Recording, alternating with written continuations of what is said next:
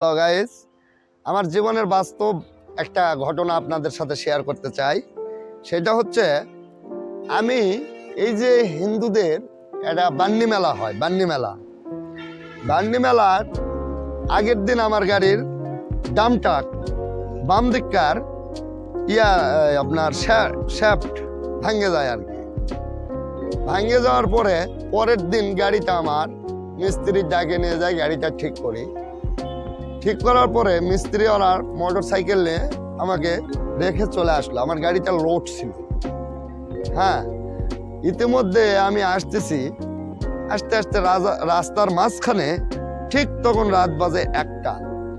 সেই রকম একটা বাঁশের ঝোড় আছে, মানে জঙ্গল। আসলে পরে জানলাম ওখানে নাকি হিন্দুদের একটা আছে, একটা সাপ ঠিক আমার গাড়ির সামনে একদম এইরকম ফোনা তুলে দাঁড়া আছে। আমি গাড়ি নিয়ে সাপের কাছে যায় দাঁড়ালাম। আসলে আমার গাড়িটা সিঁড়ে উঠতেছে, এটা বাস্তবতা।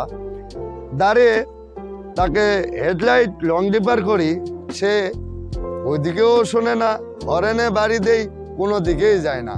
সে একদম মারে দাঁড়া আছে। শেষে আমি কি করলাম, গাড়িটা আস্তে করে ব্যাগে দিলাম। ব্যাগে দেওয়ার পরে আবারও বামে মোচড় দিয়ে আমি চলে আসলাম। তবুও দেখলাম শেষ পর্যন্ত ওই সাপটা ওখান থেকে নড়লো না। আসলে সেটা কি সাপ ছিল না অন্য কিছু ছিল? গাইস, এটাই আমি জানতে চাই। কাটেন।